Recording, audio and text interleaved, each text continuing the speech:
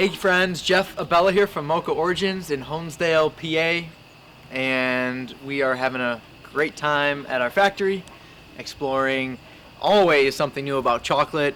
And today we wanted to share something with you that's pretty unique, which are cocoa pods. And you know, we host tours and talk a lot about chocolate and cocoa beans and varieties and the flavors that those varieties give us.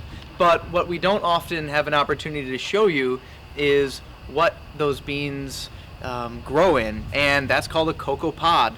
So chocolate, which is made of cacao, is grown in a pod on a tree. It's literally a fruit tree, and these trees grow 10 degrees north or south of the equator all over the world. We're really familiar with the trees that grow in Cameroon as well as other parts of West Africa, but there's great cacao growing in Central America, South America, and Asia as well. And it's fun for us to finally have some pods here to share with you. These actually were shipped to us from Ecuador. They came via Meridian cacao, so thank you guys for getting them to us in such great condition. Inside this pod, you have cocoa beans. So let's take a look at that and explore it a little bit.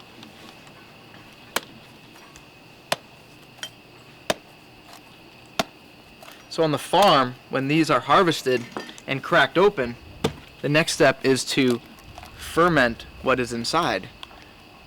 And so this pod has about 40 beans that grow inside of it on this cob, and like the smell is incredible. It's so floral, a little citrus, almost kind of grape, some plum, but it's a really beautiful fruit that, you know, we often might grow some people out, but love to actually taste it and chew the fruit off of the cocoa pod. And the cocoa bean inside doesn't taste that great yet, so a little astringent and very bitter. So we won't go that far. But when we take a closer look at this, what we have is about 30 to 40 different cocoa beans. And so there's two uses of this. Right now at Mocha Farm, since we're harvesting and then regenerating, we're growing new trees. What we're going to do is harvest these, and we're going to separate any really small ones, and we're going to keep about 60-70% of the bigger ones, germinate them and pot them and plant them, and for 4 years nurture them into bigger trees to produce more pods. But when a cocoa farm is in production to make cocoa beans for commercial sale, that's when they harvest these pods, just like I showed you, and harvest these beans rather, scoop them out, and ferment them. And we'll cover more about that in a different video, but I just wanted to get you a chance to see what a cocoa pod looks like. And the bean, which is a really beautiful color before it's fermented, it's usually violet. And this is a cool shot. So this has been harvested a few weeks ago, so it's already pretty old. And you can see this is the radicle. This is a tree, if you will, already sprouting. So the fermentation process is going to stunt that growth from occurring any further because of the heat that's generated during fermentation.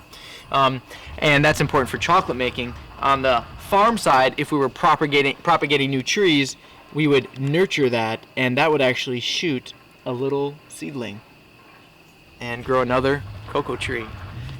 All important parts of making specialty chocolate bars. And it's kind of neat to see the whole thing together, from cocoa pod to cocoa beans to cocoa nibs, and of course some really good chocolate.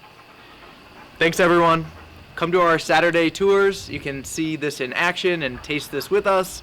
And thanks for following us throughout the world and throughout our process through specialty craft chocolate.